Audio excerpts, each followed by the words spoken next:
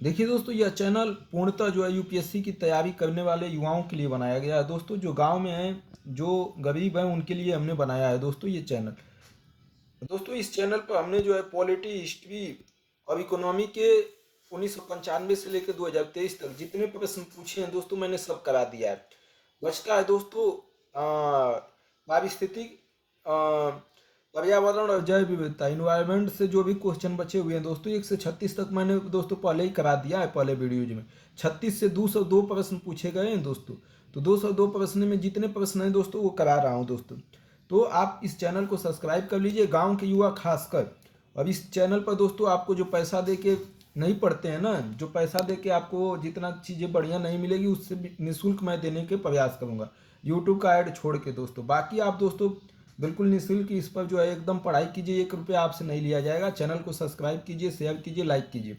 चलिए देखिए दोस्तों, आ जाइए। महासागरों का अम्लीकरण बढ़ रहा है, महासागर में अम्लीकरण हो रहा है दोस्तों। यह घटना क्यों चिंता का विषय है? ये घटना है चिंता का विषय क्यों है? कैल्शियम पादप प्लवक की वृद्धि, पहला पहला ऑप्शन दे रहा है, कैल्शियम पादप प्लवक की वृद्धि और उत्तरजीविता प्रतिकूल रूप से प्रभावित होगी। दूसरा, प्रवाल भित्ति की वृद्धि और उत्तरजीविता प्रतिकूल रूप से प्रभावित होगी। तीसरा, कुछ प्राणी जिनके डिंबक पादप प्लविक होते हैं की उत्तरजीविता प्रतिकूल रूप से प्रभावित होगी। बताइए दोस्तों कौन सा होगा। और चौथा दिया है, मेघ विजन और मेघों का बनना प्रतिकूल रूप से प्रभावित होगा। बताइए इसमें से कौन सा ऑप्शन सही होगा। 2012 आईएएस में पूछा गया क्वेश्चन है दोस्तों, अभी भी पूछा जा सकता है। देखिए दोस्तों, महासागरों के अम्लीकरण से कार्बोनेट की मात्रा कम हो जाती है, जो समुद्री जल में एक प्रमुख निर्माण का घटक है दोस्तों।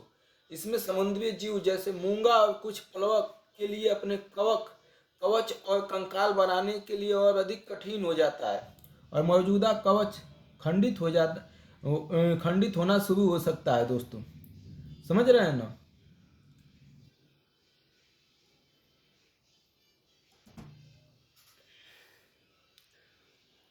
वायु में कार्बन डाइऑक्साइड की बढ़ती हुई मात्रा से वायुमंडल में तापमान में वृद्धि हो रही है, और कार्बन डाइऑक्साइड और विकिरण की और।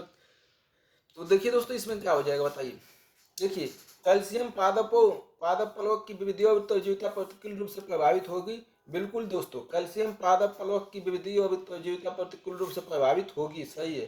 प्रवाल भित्ति की वृद्धि और उत्तरजीविता प्रतिकूल रूप से प्रभावित होगी, बिल्कुल दोस्तों। प्रवाल भित्ति की जो वृद्धि और उत्तरजीविता है जीने का, वो भी प्रभावित होगा। तीसरा, कुछ प्राणी जिनके डिंबक पादप प्लवक होते हैं कि उत्तरजीविता प्रतिकूल रूप से प्रभावित होगी, बिल्कुल। मेघ विजन और मेघों का बनना प्रतिकूल रूप से प्रभावित होगा, ये गलत है दोस्तों। मेघ विजन और मेघों का बनना प्रतिकूल रूप से प्रभावित नहीं होगा। तो इसलिए ऑप्शन हो जाएगा दोस्तों ए। 1, 2 और 3 तीनों सही है। अगला दोस्तों देखिए, वायु में कार्बन डाइऑक्साइड की बढ़ती हुई मात्रा से वायुमंडल का तापमान धीरे धीरे बढ़ रहा है, क्योंकि कार्बन डाइऑक्साइड जो गैस है दोस्तों, इससे अगर वायुमंडल में बढ़ेगी तो तापमान धीरे धीरे बढ़ेगा। और क्यों बढ़ रहा है कार्बन डाइऑक्साइड, तो धीरे धीरे बढ़ रहा है क्योंकि कार्बन डाइऑक्साइड वायु में उपस्थित जल वाष्प को अवशोषित कर उसकी ऊष्मा को संचित करती है, सौर विकिरण के परावैगनी अंशों को अवशोषित करती है, संपूर्ण और विकिरण को अवशोषित करती है, सौर विकिरण के अवरक्त अंश को अवशोषित करती है। बताइए दोस्तों, कार्बन डाइऑक्साइड क्या करती है कि वायुमंडल में तापमान बढ़ता है दोस्तों। 37 का देखिए दोस्तों, ये करती क्या है, ऑप्शन डी सही है, सौर विकिरण के अवरक्त अंश को अवशोषित कर लेती है। सौर विकिरण के अवरक्त अंश को क्या कर लेती है, अवशोषित कर लेती है दोस्तों। डी ऑप्शन हो जाएगा। वायु में कार्बन डाइऑक्साइड की बढ़ती हुई मात्रा से वायुमंडल के तापमान में वृद्धि हो रही है, क्योंकि कार्बन डाइऑक्साइड सौर विकिरण के अवरक्त अंश को अवशोषित कर लेती है।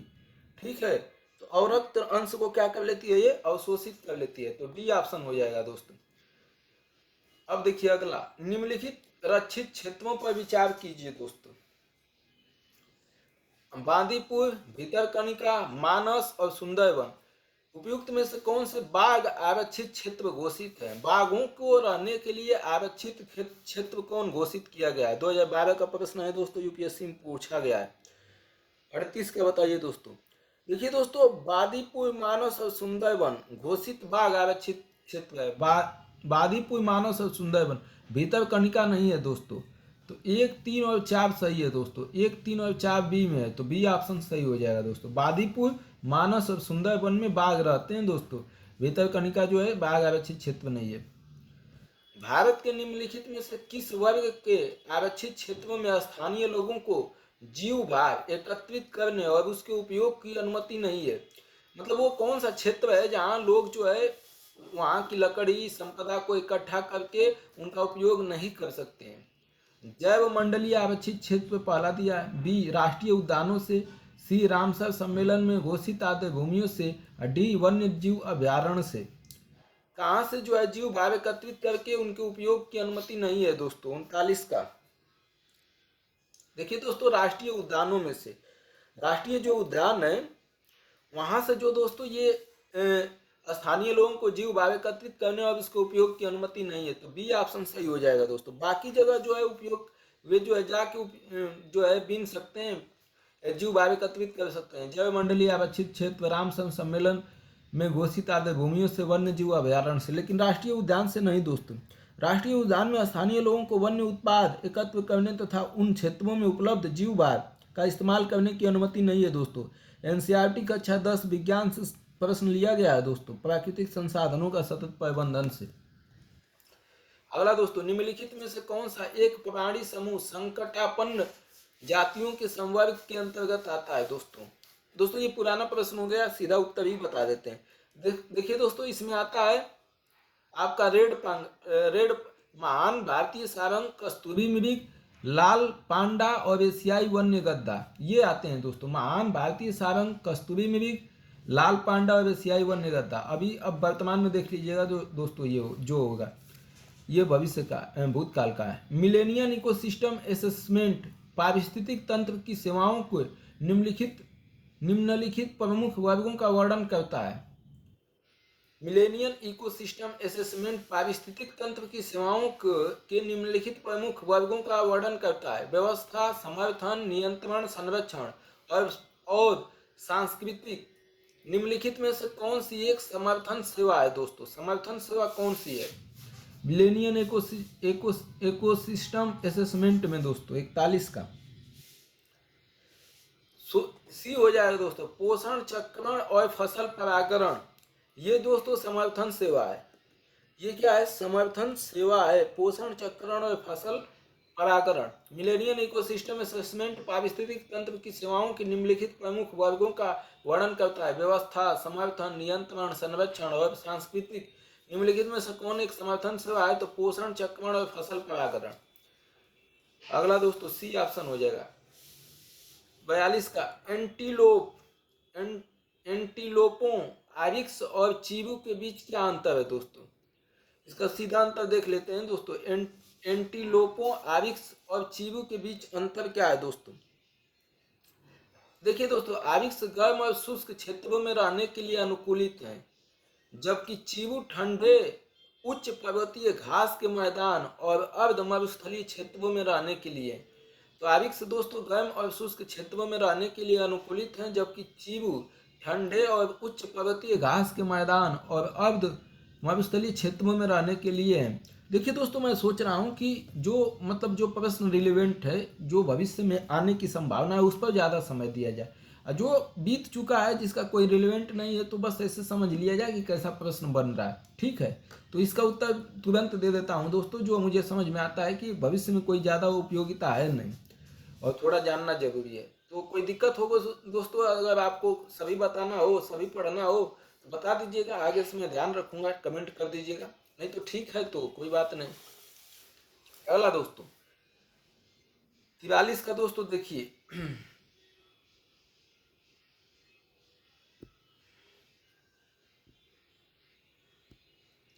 देखिए दोस्तों, निम्नलिखित में से कौन से भौगोलिक क्षेत्र में जैव विविधता के लिए संकट हो सकते हैं?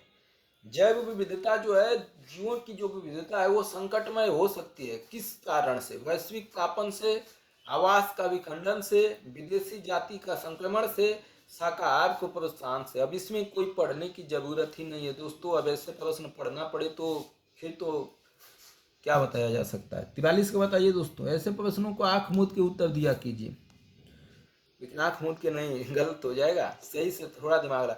देखिए दोस्तों, शाकाहार को प्रोत्साहन करने से पर्यावरण को लाभ होगा, नुकसान नहीं।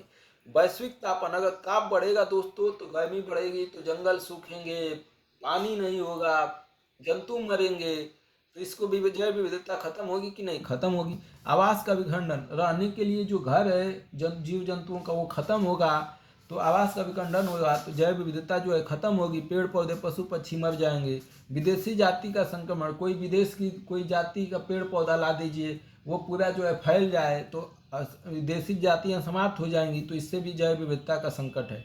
तो ए ऑप्शन हो जाएगा। 1, 2 और तीनों सही है दोस्तों, 1, 2 और तीनों सही है। निम्नलिखित कृषि पद्धतियों पर विचार कीजिए दोस्तों। वैश्विक जलवायु परिवर्तन संदर्भ में उपयुक्त में से कौन सा से मृदा में कार्बन प्रच्छादन संग्रहण में सहायक है? देखिए दोस्तों, प्रच्छादन संग्रहण, रोकने, संग्रहण मतलब रोकने में सहायक है।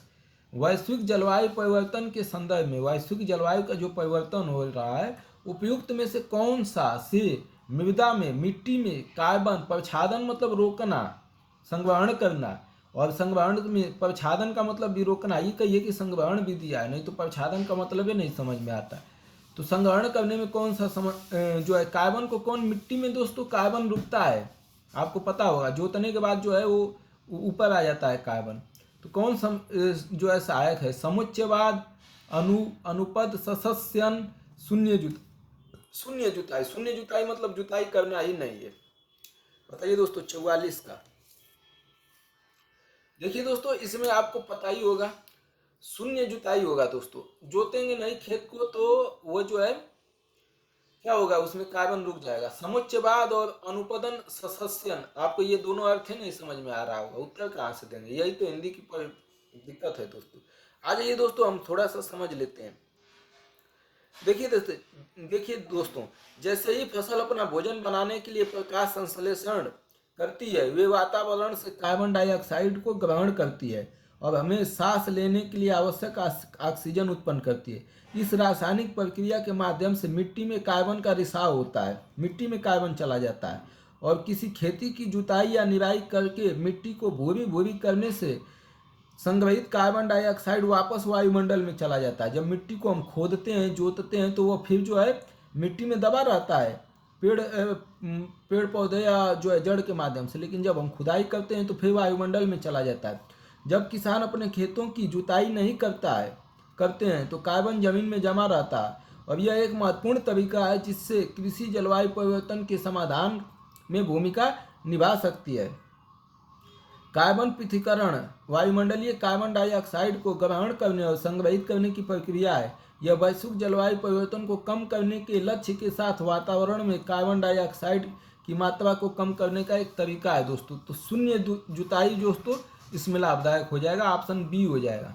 अगला दोस्तों, यदि किसी महासागर का पादप प्लवक किसी कारण से पूर्णतः नष्ट हो जाए तो इसका क्या प्रभाव होगा? अभी दोस्तों ऊपर अम्लीय वाला से क्वेश्चन पूछा था, फिर उसी पर कार्बन सिंक के रूप में महासागर पर प्रतिकूल प्रभाव पड़ेगा। दूसरा, महासागर की खाद्य श्रृंखला पर प्रतिकूल प्रभाव पड़ेगा। तीसरा, महासागर का जल घनत्व प्रबल रूप से घट जाएगा। बताइए दोस्तों क्या हो सकता है?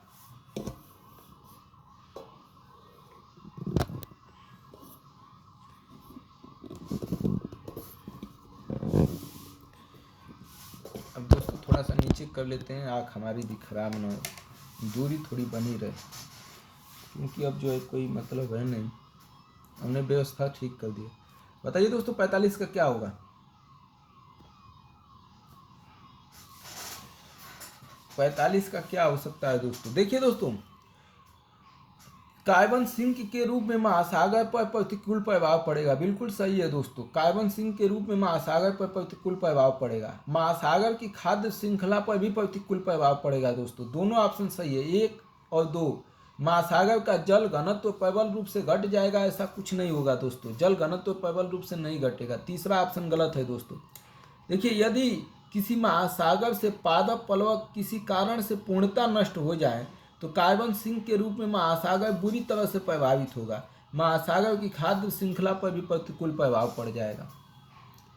अगला दोस्तों, ऑप्शन दिया है, क्या दिया है, कुछ वर्ष पहले तक गिद्ध भारतीय देहातों में आम दिखाई देते थे। देहात मतलब गांव होला, गांव, किंतु आजकल कभी कभार ही नजर आते हैं। दिल्ली में तो दोस्तों खूब गिद्ध हैं, इधर गिद्ध लग रहा है, गिद्ध का कोई वो है, नजर आते हैं। इस स्थिति के लिए उत्तरदायी है, क्या कारण है दोस्तों इसके लिए? नवीन मवेशी जातियों द्वारा उनके नीड़ स्थलों का नाश, गो पशु मालिकों द्वारा रुग्ण पशुओं के उपचार हेतु प्रयुक्त एक औषधि, उन्हें मिलने वाले भोजन में आई कमी, उनमें हुआ व्यापक दीर्घ स्थायी तथा घातक रोग। बताइए दोस्तों, गिद्ध आजकल गांव में क्यों नहीं दिख रहे हैं? देखिए दोस्तों, इसमें होता क्या है कि जो पशु पालते हैं ना, वो मालिक जो है एक रुग्ण पशुओं के उपचार हेतु एक औषधि प्रयोग करते हैं, ठीक है। और उसको जो है, उसको खाने से दोस्तों जब पशु जब बीमार होता है तो वो दवा देते हैं, और उस दवा का जो असर होता है दोस्तों हमेशा बना रहता है। जब पशु की मृत्यु होती है तो गिद्ध उसको खाते हैं, और गिद्ध का जो है पूरा अंदर का जो सिस्टम है वो खराब हो जाता है, और इससे गिद्ध जो है मर जाते हैं। इसी कारण दोस्तों गांव में अब कम दिखाई देने लगते हैं। तो अब समझ गए होंगे, इस पर 2 बार क्वेश्चन पूछा है दोस्तों, एक तो अभी पूछा है और बाद में दोस्तों इसका नाम पूछेगा इस दवा का। अभी आगे देखिएगा, इसका नाम भी पूछेगा इस दवा का, कौन सी दवा देते हैं। 47 दोस्तों, पुराने और प्रयुक्त कंप्यूटर या उनके पूर्वजों के असंगत अव्यवस्थित निपटान के कारण निम्नलिखित में से कौन से ई अपशिष्ट के रूप में पर्यावरण में निर्मुक्त होते हैं? अगर आपने कंप्यूटर खरीदा, आप उसे जो है सही ढंग से निपटान नहीं करते, आप उसे कहीं कूड़ा कबाड़ा में फेंक दिए, कहीं जो है कहीं फेंक दिए बाहर, तो उसका निपटान अगर सही ढंग से नहीं करेंगे तो कौन कौन से ई अपशिष्ट, कौन कौन से प्रदूषण जो है हो सकते हैं पर्यावरण में? बेरिलियम हो सकता है, कैडमियम हो सकता है, क्रोमियम हो सकता है, हेप्टाक्लोरो हो सकता है, पारद हो सकता है, सीसा हो सकता है, प्लूटोनियम हो सकता है। निम्नलिखित में से कौन सा सही होगा दोस्तों? 47 का बताइए।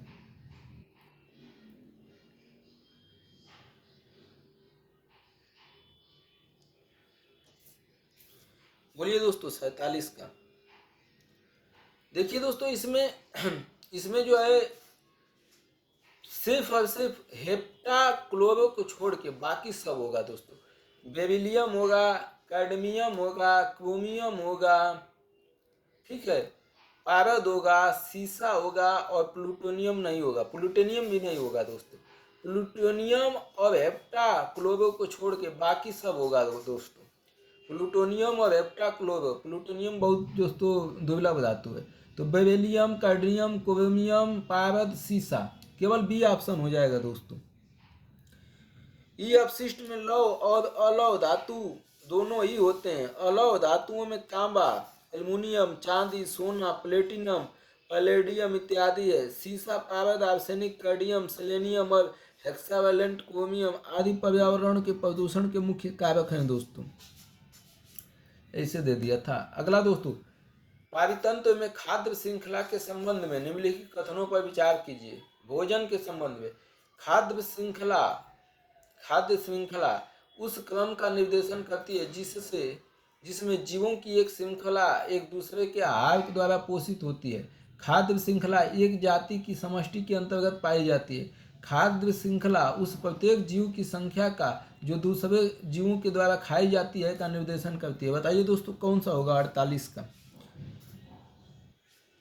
देखिए दोस्तों, इसमें केवल और केवल ऑप्शन ए होगा। खाद्य श्रृंखला उस क्रम का निर्देशन करती है जिसमें जीवों की एक श्रृंखला एक दूसरे जीव के आहार द्वारा पोषित होती है। एक जीव दूसरे दो जीव को क्या करता है? खाता है, उसी को खाद्य श्रृंखला कहते हैं दोस्तों। समझ रहे हैं? जैसे घास को दोस्तों कौन खाता है? टिड्डा को कौन खाता है? चूहा को कौन खाता है? सांप को कौन खाता है? बाज। मुख्य उत्पादक घास हो गया, मुख्य उपभोक्ता टिड्डा हो गया, और गौण उपभोक्ता दोस्तों चूहा, सांप और बाज, ये सब गौण उपभोक्ता हो जाएंगे दोस्तों। खाद्य श्रृंखला उस क्रम का निर्देशन करती है जिसमें जीवों की एक श्रृंखला एक दूसरे के आहार द्वारा पोषित होती है।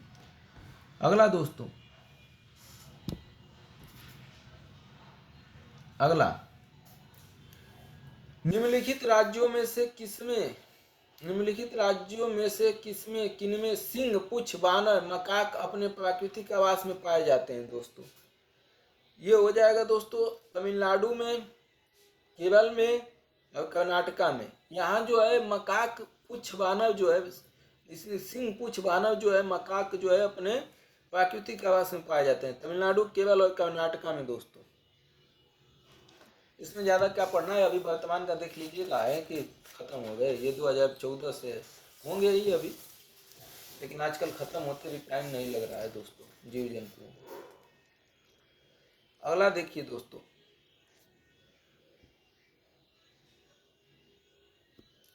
अगला क्या दिया है देखिए, निम्नलिखित में से कौन सा एक पद केवल जीव द्वारा ग्रहण किए गए दिक स्थान का नहीं बल्कि जीवों के समुदाय में उसकी कार्यात्मक भूमिका का वर्णन करता है दोस्तों।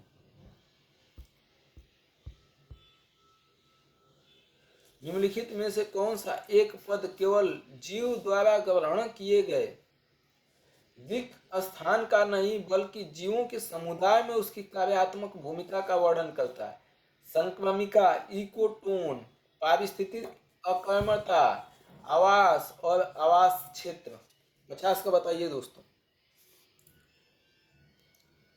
देखिए दोस्तों, हो जाएगा पारिस्थितिकी अक्रमता, पारिस्थितिक क्रमता हो जाएगा दोस्तों।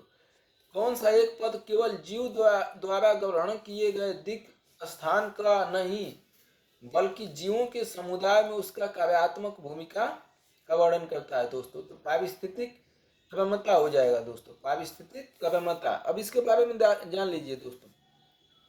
पारिस्थितिक क्रमता दोस्तों यह व्याख्या करती है कि किस तरह से जीव या जीवों के समूह वितरित संपदा और प्रतिस्पर्धाओं के साथ पेश आते हैं। पारस्परिक कर्मता जीवों की जीवन शैली को दर्शाता है। परस्पर जो है जीवन उसको कैसे जी रहा है उसको दर्शाता है दोस्तों। जीवों की एक अलग कर्मता है जिसमें रहकर जीव अपना जीवन धारण करता है और संतति को जन्म देता है, वंशानुगत परंपरा को आगे बढ़ाता है। तो केवल जीव द्वारा ग्रहण किए गए दिक स्थान का नहीं बल्कि जीवों के समुदाय में उसके कार्यात्मक भूमिका का वर्णन कौन करता है दोस्तों? पारिस्थितिक क्रमता, बी। 51 का दोस्तों, निम्नलिखित पर विचार कीजिए। तारा कछुआ, बामर सुअर, मॉनिटर छिपकली, स्पाइडर वानर भारत में प्राकृतिक रूप से पाए जाते हैं दोस्तों। कौन कौन? देखिए दोस्तों, तारा कछुआ, मॉनिटर छिपकली और बामर सुअर ये भारत में प्राकृतिक रूप से पाए जाते हैं। स्पाइडर बानर नहीं पाया जाता है दोस्तों। स्पाइडर बानर जो है दोस्तों नहीं पाया जाता है, ठीक है। बामर सुअर असम में पाए जाते हैं। मॉनिटर छिपकली भारत, श्रीलंका और पाकिस्तान में मिलती है। स्पाइडर बानर मध्य और दक्षिण अमेरिका में मिलता है दोस्तों। अगला, निम्नलिखित में से भारत के कुछ भागों में पीने के जल में प्रदूषण के रूप में पाए जाते हैं arsenic, sorbitol, fluoride, formaldehyde, uranium. Uranium तो दोस्तों पाया ही जाएगा। यूरिया जो है पंजाब में सबसे ज़्यादा जो है यूरेनियम हो गया, यूरिया खूब डाल रहे हैं। आर्सेनिक भी पाया जाता है दोस्तों, ये तो पता ही होगा। 5 एक तो होना ही चाहिए दोस्तों, 5 एक इसमें है। सार्बिटाल पाया जाता है, फ्लोराइड भी पाया, फॉर्मल्डिहाइड। बताइए दोस्तों 52 का क्या हो जाएगा? देखिए दोस्तों, आर्सेनिक, यूरेनियम हमने बताया ही है, और एक फ्लोराइड भी पाया जाता है दोस्तों। तो 1, 3, 5 पाया जाता है। सार्बिटाल, फॉर्मल्डिहाइड नहीं पाया जाता है दोस्तों, ठीक है। 52 का हो गया दोस्तों। भारत में पीने के जल में अन्य प्रदूषकों के साथ साथ आर्सेनिक, फ्लोराइड सबसे अधिक मात्रा में पाए जाते हैं। फलों के बागान में बह के आया हुआ पानी आर्सेनिक पाया जाता है। यूरेनियम की अल्प मात्रा भी कई राज्यों में भूजल में पाई जाती है। एनसीईआरटी, नई एनसीईआरटी कक्षा 8 से विज्ञान से लिया है दोस्तों। अगला, निम्नलिखित पर विचार कीजिए। नोकरेक जीवमंडल रिजर्व, लोकटल झील और नामदफा राष्ट्रीय उद्यान, डफला पहाड़ी, गारो पहाड़ियाँ, बैरल क्षेत्र, डफला पहाड़ियाँ उपयुक्त युग्मों में से कौन से सही सुमिलित हैं? सही बताना है दोस्तों, सही कौन से हैं बताइए दोस्तों, सही जो है कौन से हैं, सही बताना है।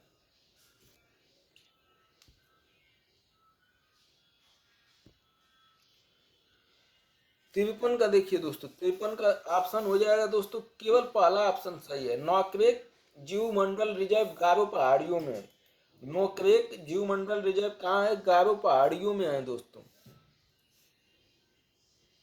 लोकटक झील दोस्तों मणिपुर में है, सबको याद होना चाहिए।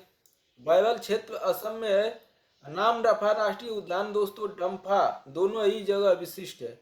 नामदफा अरुणाचल प्रदेश में है दोस्तों शायद, और बैरल क्षेत्र असम में है। तो ऑप्शन हो गया ए ऑप्शन, नोकरेक जीवमंडल रिजर्व गारो पहाड़ियों में स्थित है। घास स्थलों में वृक्ष पारिस्थितिक अनुक्रमण के अंश के रूप में किस कारण घासों को प्रतिस्थापित नहीं करते हैं? घास स्थलों में वृक्ष पारिस्थितिक अनुक्रमण के अंश के रूप में किस कारण घासों को हटाते नहीं? प्रतिस्थापित मतलब एक जगह से दूसरी जगह नहीं हटाते। ए कीटों एवं कवकों के कारण, बी सीमित सूर्य के प्रकाश एवं पोषक तत्वों की कमी के कारण, सी जल की सीमाओं एवं आग के कारण, डी उपयुक्त में से कोई नहीं। बताइए दोस्तों कौन सा होगा 54 का? जल की सीमाओं एवं आग के कारण दोस्तों, हम जल की सीमाओं एवं आग के कारण जो है घास स्थलों में वृक्ष पारिस्थितिक अनुक्रम के अंश के रूप में किस कारणों से घास को प्रतिस्थापित नहीं करते हैं? तो जल की सीमाओं एवं आग के कारण, सी ऑप्शन हो जाएगा। घास स्थल में वृक्ष घासों को प्रतिस्थापित जल की सीमाओं एवं आग के कारण नहीं करते। अगला दोस्तों 2013 में पूछा गया है, पारितंत्रों की घटती उत्पादकता के क्रम में उनका निम्नलिखित में से कौन सा अनुक्रम सही है? पारितंत्र में जो घटती उत्पादन जो है घट रहा है, तो सबसे ज्यादा उत्पादन, फिर उससे कम कौन है दोस्तों? ऑप्शन ये दिया है दोस्तों, ऑप्शन दिया है महासागर झील घास स्थल मैंग्रोव महासागर घास स्थल झील मैंग्रोव घास स्थल झील महासागर मैंग्रोव झील घास स्थल। 4 ऑप्शन है, इसमें से बताइए।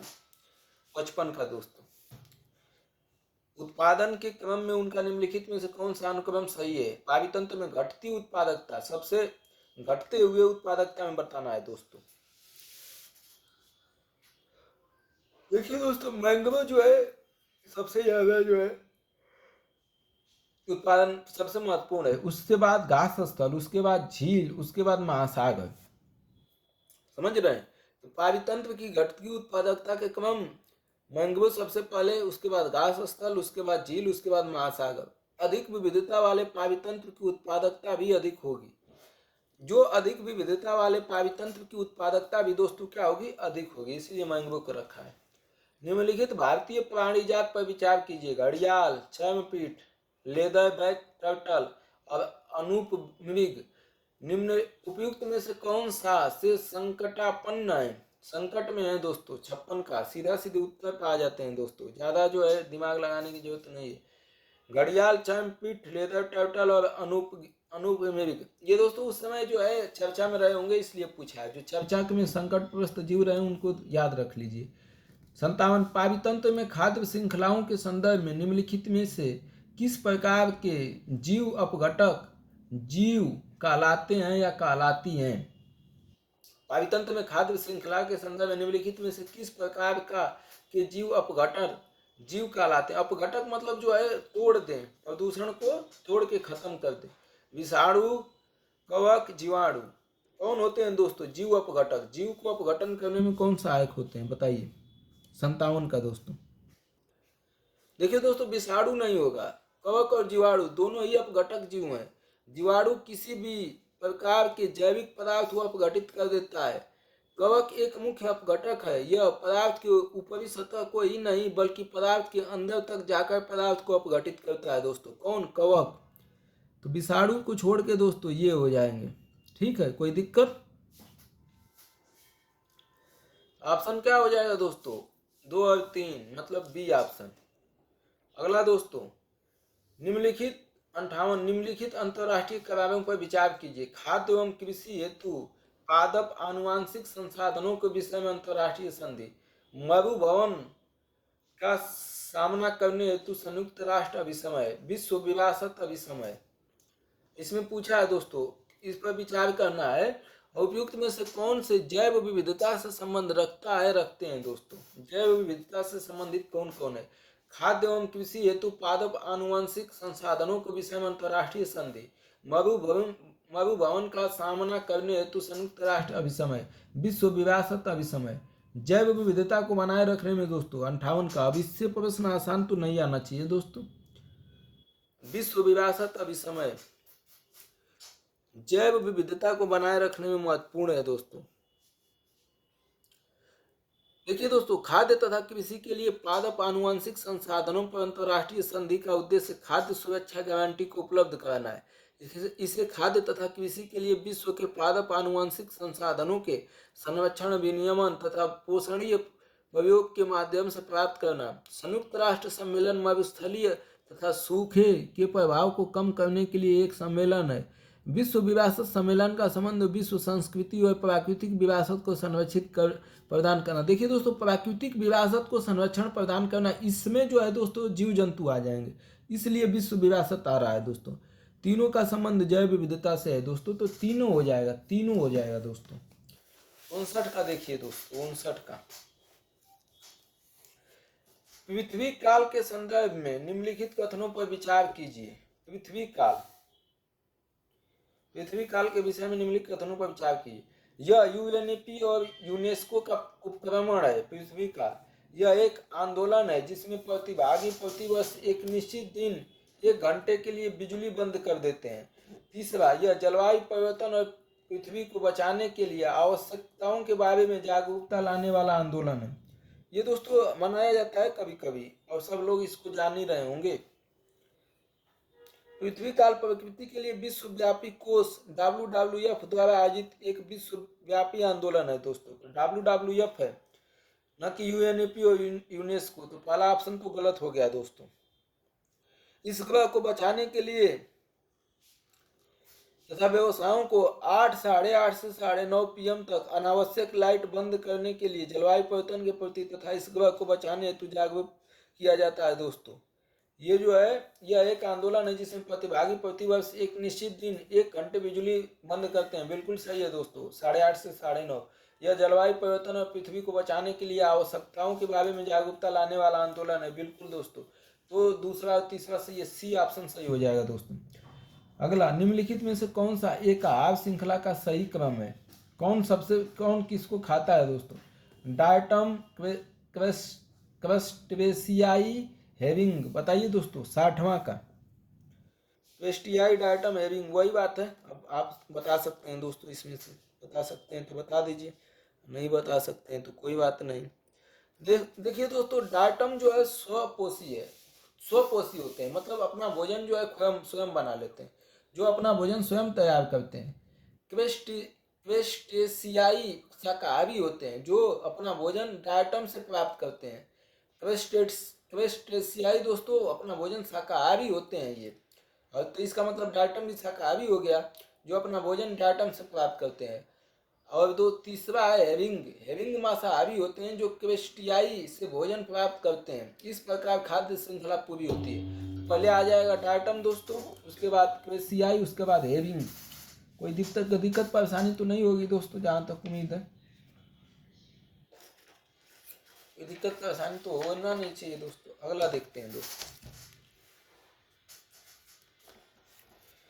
यदि अंतर्राष्ट्रीय महत्व की किसी आद्य भूमि को मॉन्ट्रियो रिकॉर्ड के अधीन लाया जाए तो इससे क्या अभिप्राय होगा? यदि अंतर्राष्ट्रीय महत्व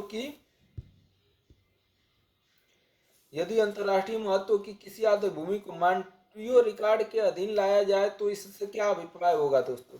मानव हस्तक्षेप के परिणाम स्वरूप आद्य भूमियों में पारिस्थितिक स्वरूप में परिवर्तन हो गया है, या हो रहा है, या होना संभावित है। मॉन्ट्रियो रिकॉर्ड के अंतर्गत कोई आद्य भूमि आएगी तो उसका परिणाम क्या होगा दोस्तों? जिस देश में आद्य भूमि अवस्थित है, उस आद्य भूमि में कोर से 5 किलोमीटर के दायरे में मानव क्रियाकलाप को निषिद्ध करने के लिए विधि नियमित करना चाहिए। आद्य भूमि का बचा रहना इसके आसपास रहने वाले कतिपय समुदायों की सांस्कृतिक प्रथाओं तथा परंपराओं पर निर्भर है, और इसलिए इसके अंदर की सांस्कृतिक विविधता को नष्ट नहीं किया जाना चाहिए। डी, इसे विश्व विरासत स्थल की विस्तृति प्रदान की गई है। बताइए दोस्तों, इसमें से क्या है? अंतर्राष्ट्रीय महत्व की किसी आद्य भूमि को अगर मॉन्ट्रियो रिकॉर्ड में लाया जाता है तो इसका क्या मतलब हुआ? मॉन्ट्रियो रिकॉर्ड में लाने का मतलब क्या हुआ दोस्तों? मॉन्ट्रियो रिकॉर्ड नम भूमि स्थलों की एक पंजीकरण है दोस्तों। ये नम भूमि स्थल पारिस्थितिक लक्षणों में परिवर्तन के लिए जाने जाते हैं अथवा परिवर्तन की संभावना है। ये परिवर्तन तकनीकी विकास, प्रदूषण अथवा अन्य मानवीय गतिविधियों के कारण संभव हो सकते हैं दोस्तों। तो मानव हस्तक्षेप के परिणाम स्वरूप आर्द्र भूमियों में पारिस्थितिक स्वरूप में परिवर्तन हो गया है या हो रहा है या होने वाला है तो उसको मॉन्ट्रियो रिकॉर्ड में रख दिया जाता है।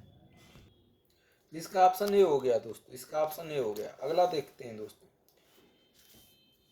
इसको भी थोड़ा सा ठीक से समझ लेते हैं दोस्तों, तो पूछता ही रहता है।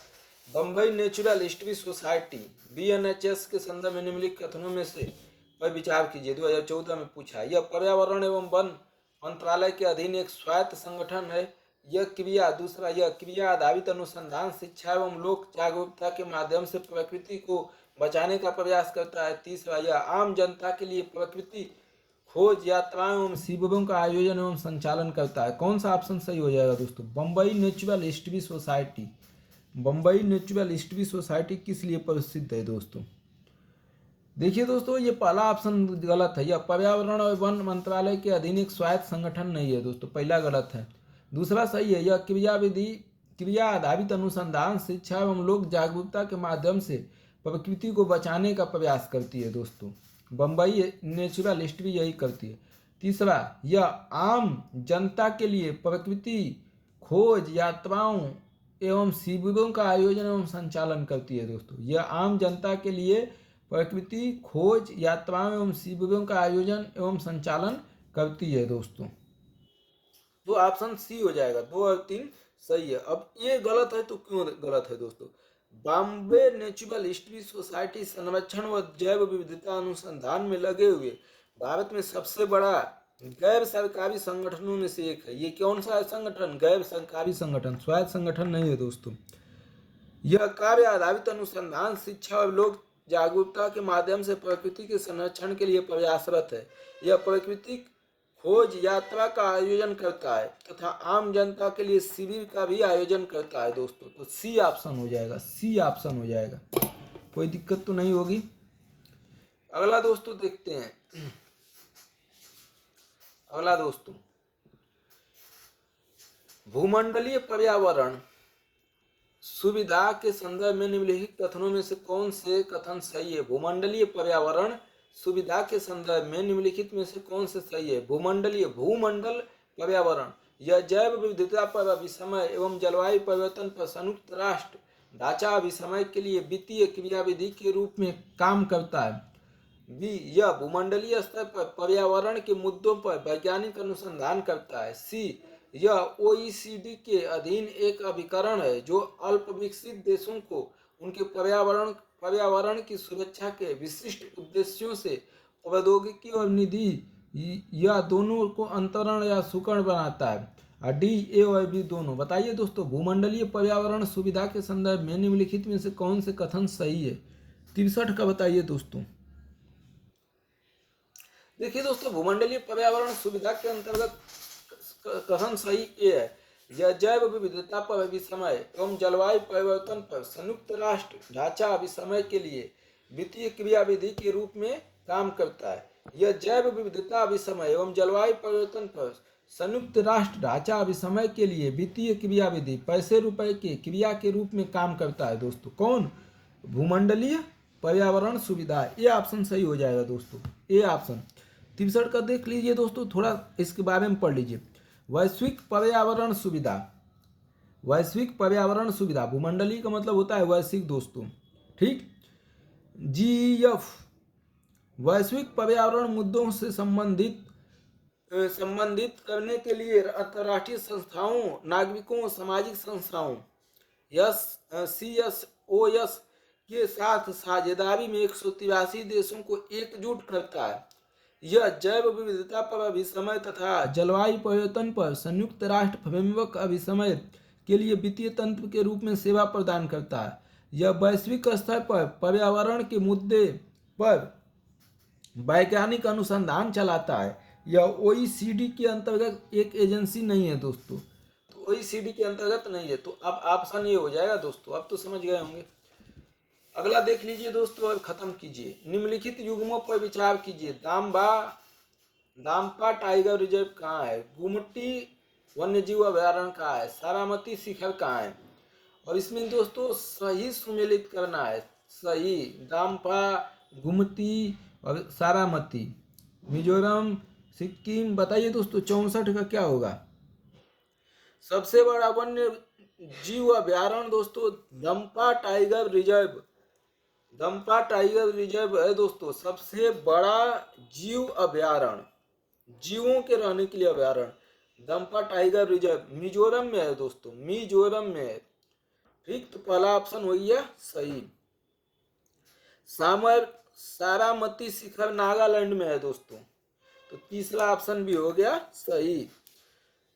यह 3826 मीटर की ऊंचाई पर स्थित है, यूएस सांग टाउन के निकट स्थित है। गुमटी, गुमटी वन्य जीव अभयारण्य दोस्तों त्रिपुरा में है, विख्यात वन्य जीव रिजर्व है दोस्तों। गुमती वन्य जीव अभयारण्य सिक्किम में नहीं, त्रिपुरा में है और विख्यात वन्य जीव रिजर्व है दोस्तों। तो दामपा टाइगर रिजर्व मिजोरम में और सारामती शिखर नागालैंड में। तो 1 और 3 ऑप्शन सही, मतलब सी ऑप्शन सही, मतलब सी ऑप्शन सही। अगला देखिए दोस्तों, अगला क्या है दोस्तों, ये रहा।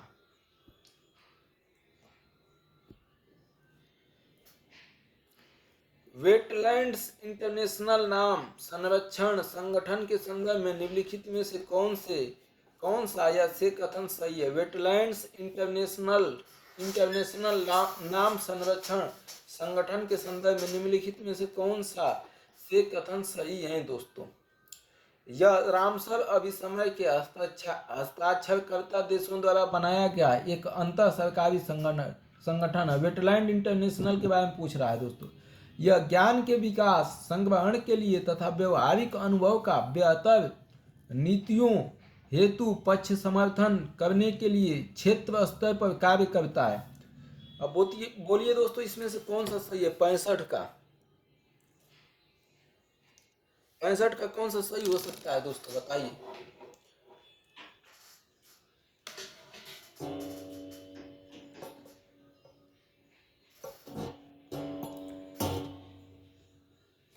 देखिए दोस्तों इसमें केवल दूसरा ऑप्शन सही है। यह ज्ञान के विकास और संग्रहण के लिए तथा व्यवहारिक अनुभव का बेहतर नीतियों हेतु पक्ष समर्थन करने के लिए क्षेत्र स्तर पर कार्य करता है। बी ऑप्शन केवल सही होगा दोस्तों, ओनली वन बी ऑप्शन जो है सही होगा, कोई दिक्कत नहीं ना है दोस्तों। तो बी ऑप्शन, पहला क्यों नहीं सही होगा दोस्तों, ये देखिए।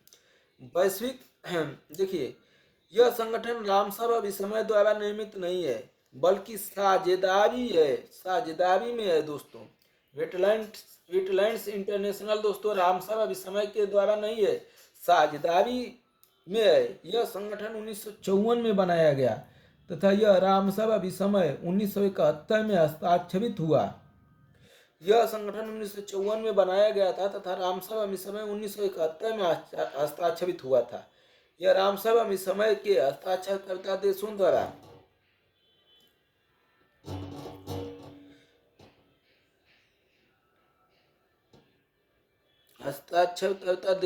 बनाया गया एक अंतर सरकारी संगठन है। कौन बनाए हैं, रामसर अभिसमय के हस्ताक्षर जो किए देश हैं वही बनाए हैं। ठीक है, बनाया गया एक अंतर सरकारी संगठन है। यह ज्ञान के विकास और संग्रहण के लिए तथा व्यवहारिक अनुभवों का बेहतर नीतियों हेतु पक्ष समर्थन करने के लिए क्षेत्र स्तर पर कार्य करता है। इस स्तर पर कार्य करता है दोस्तों, क्षेत्र स्तर पर कार्य करता है। ठीक, तो ऑप्शन क्या हो जाएगा दोस्तों इसमें, केवल और केवल बी। अगला, गंगा नदी डॉल्फिन की समष्टि में हार्स के लिए कम होने के लिए शिकार चोरी के अलावा और क्या संभव कारण है। गंगा नदी में डॉल्फिन की कमी हो रही है दोस्तों, इसका कारण क्या है। नदियों और बांधों और बराजों का निर्माण, नदियों में मगरमच्छों को की समष्टि में वृद्धि, और ऑप्शन ये हो गया संयोग से मछली पकड़ने के जालों में फंस जाना, और नदियों के आसपास के फसल खेती में संश्लेषित उर्वरक और अन्य कृषि रसायनों का इस्तेमाल। 66 का क्या हो जाएगा दोस्तों, बताइए। देखिए दोस्तों, पहला सही है।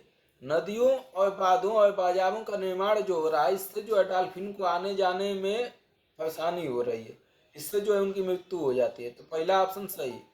दूसरा दोस्तों, नदियों में मगरमच्छों की समष्टि में वृद्धि, मगरमच्छ से कोई प्रभाव नहीं पड़ा है दोस्तों नदियों में, तो ये गलत है दोस्तों। तीसरा, संयोग से मछली पकड़ने के जालों में फंस जाना, संयोग से मछली पकड़ने के जाल में डॉल्फिन फंस जाती हैं, तो इससे भी दोस्तों कमी हो रही है।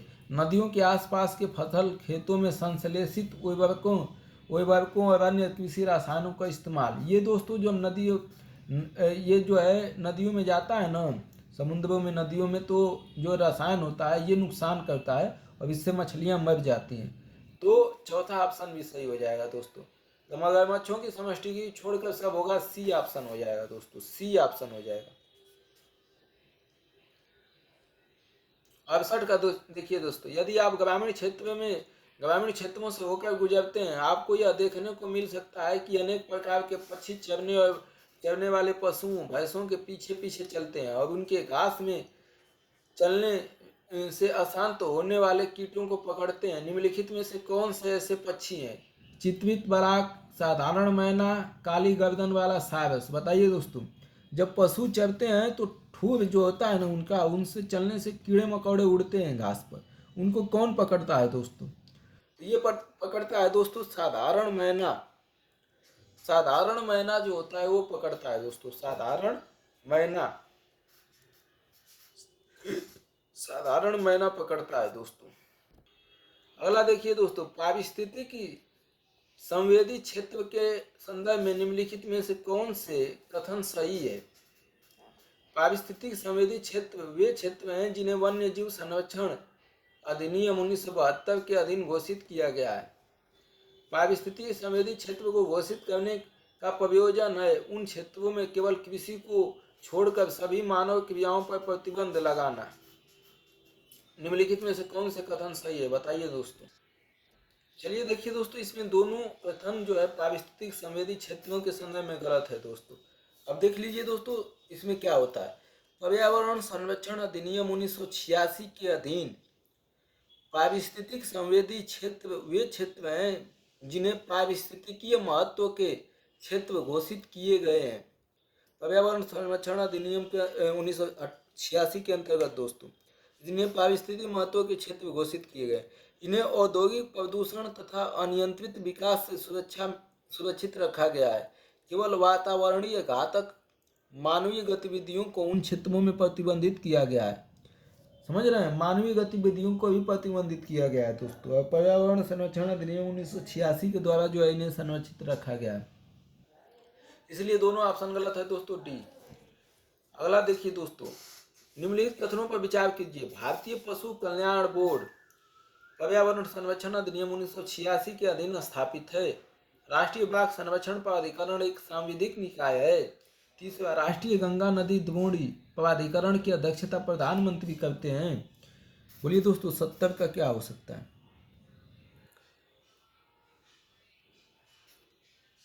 देखिए दोस्तों, भारतीय पशु कल्याण बोर्ड पर्यावरण संरक्षण अधिनियम 1986 के अधीन स्थापित नहीं है दोस्तों। भारतीय पशु कल्याण बोर्ड की स्थापना 1962 में की गई थी।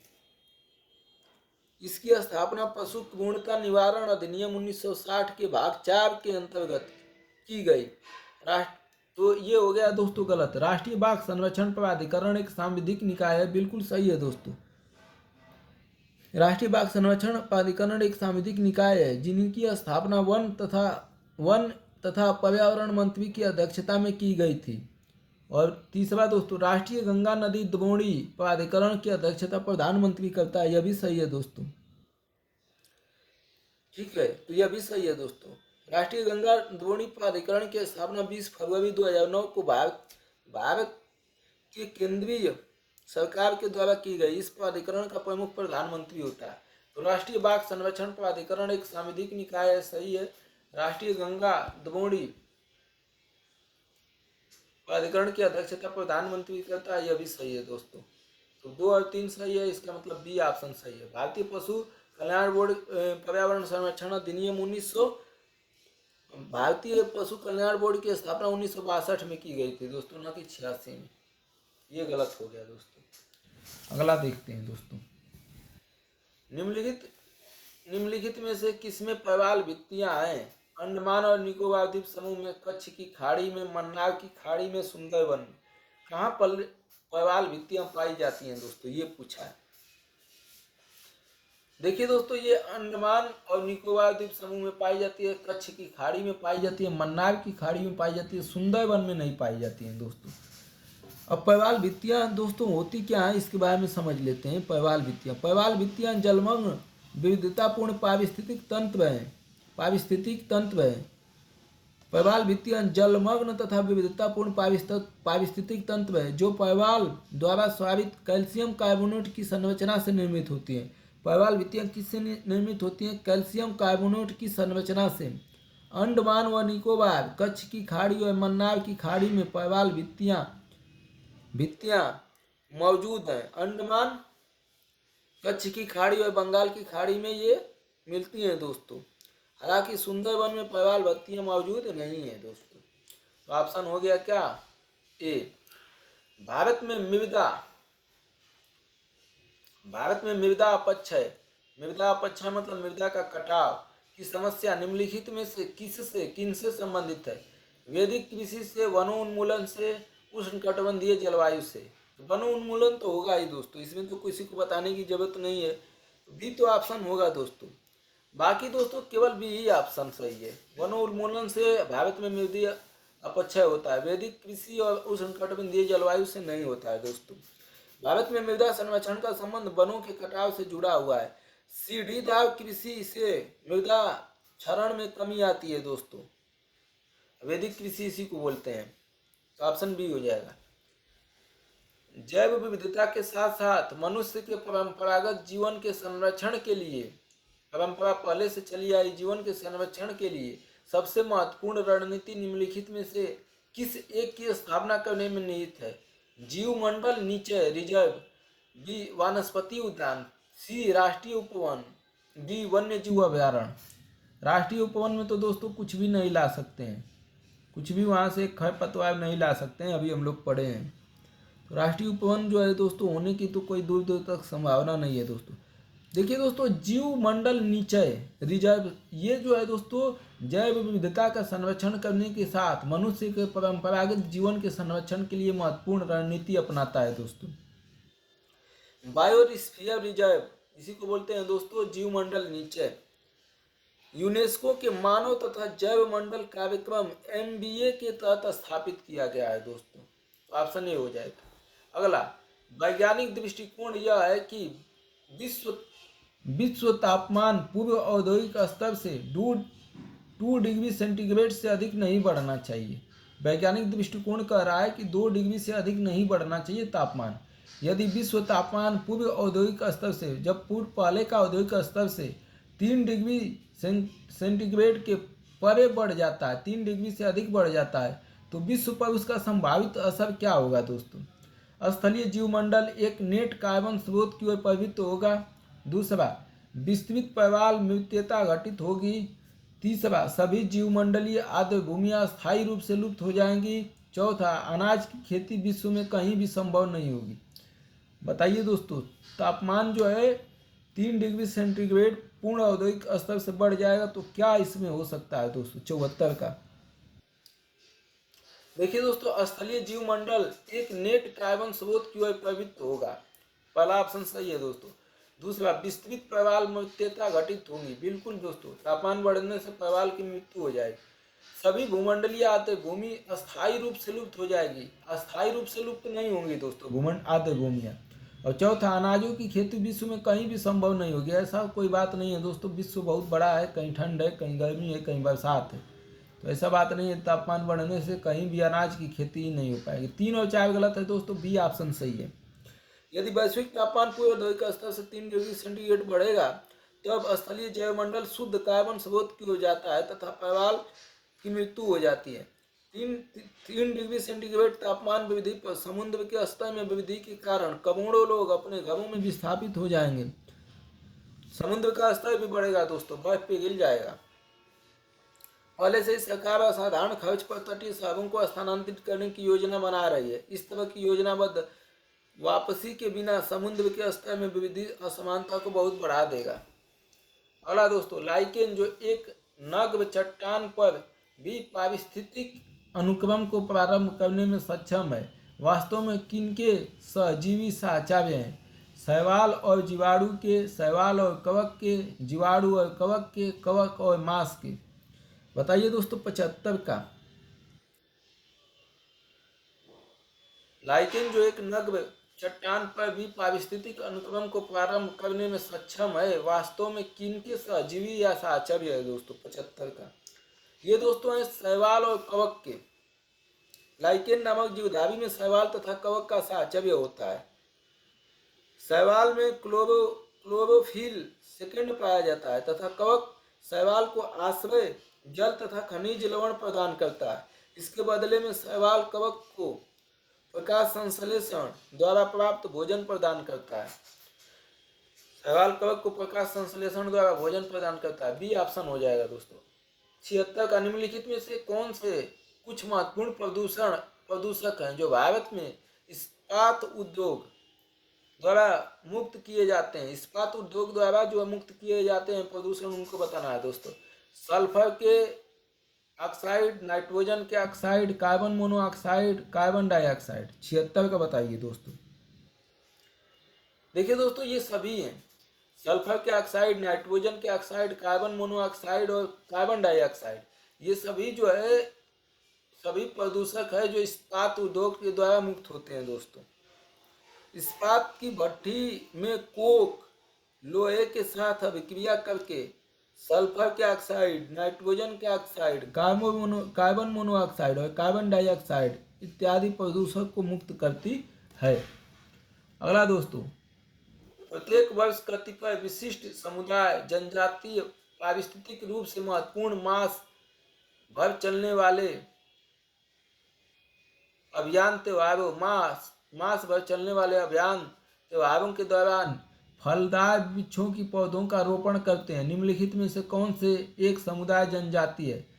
कौन सा वो समुदाय और जनजाति है दोस्तों जो पारिस्थितिक महत्वपूर्ण भूमिका निभाती हैं और अपने त्योहार में वर्ष भर जो है पौधे लगाते हैं दोस्तों? कौन से वो जनजाति हैं दोस्तों? देखिए दोस्तों, गोंड और कोकू जनजाति हैं दोस्तों। प्रत्येक वर्ष गुण और कोकू पारिस्थितिक रूप से महत्वपूर्ण महीने भर चलने वाले त्योहार के दौरान फलदार वृक्षों का पौधारोपण करते हैं। बहुत बढ़िया त्योहार मना रहे हैं दोस्तों। ऐसे ही त्योहार मनाने की जरूरत है। अगला देखिए दोस्तों, भारत में ग्वार क्लस्टर बीन का पारंपरिक रूप से सब्जी या पशु आहार के रूप में पशु के आहार के रूप में उपयोग किया जाता है, क्लस्टर बीन। किंतु हाल ही में इसकी खेती ने महत्व का स्थान प्राप्त कर लिया है, महत्वपूर्ण स्थान प्राप्त कर लिया है। इस संदर्भ में निम्नलिखित में से कौन सा एक कथन सही है? भारत में ग्वार क्लस्टर बीन की बात कर रहा है दोस्तों, इसके बारे में बताना है। ऑप्शन दिया है दोस्तों। बीज से निकाला गया तेल जैव निम्नीकरणीय सुघट्य के निर्माण में प्रयुक्त होता है। इसके बीजों से निर्मित गोंद लेस गैस के निष्कर्षण में प्रयुक्त होता है। इस पौधे की पत्तियों के सार में हिस्टामिन गुणधर्म होते हैं। यह उच्च गुणता के जैव डीजल का एक स्रोत है। इसी में से बताना है दोस्तों उत्तर कौन सा है। आप लोग बताइएगा दोस्तों इस प्रश्न को। और मैं कहना चाहता हूं दोस्तों कि हमारा ये YouTube चैनल आप लोग सब्सक्राइब कर लीजिए। बेहतरीन जो है निःशुल्क पढ़ने के लिए निवेदन है। बाकी आपकी इच्छाएं दोस्तों, आप करना चाहते हैं कि नहीं करना चाहते हैं तो बताइए दोस्तों। इसका उत्तर जानते हैं तो बता ही दीजिए, नहीं जानते हैं तो कोई बात नहीं दोस्तों।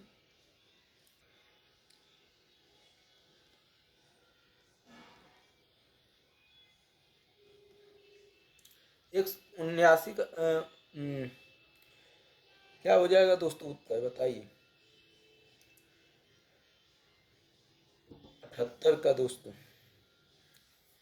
ऑप्शन बी हो जाएगा दोस्तों। प्रत्येक जीव में नियमित बोध सेल गैस के निष्कर्षण में प्रयुक्त होता है। तो दोस्तों यही रहने देते हैं, बाकी जो है अगला वीडियोज में बनाते हैं दोस्तों।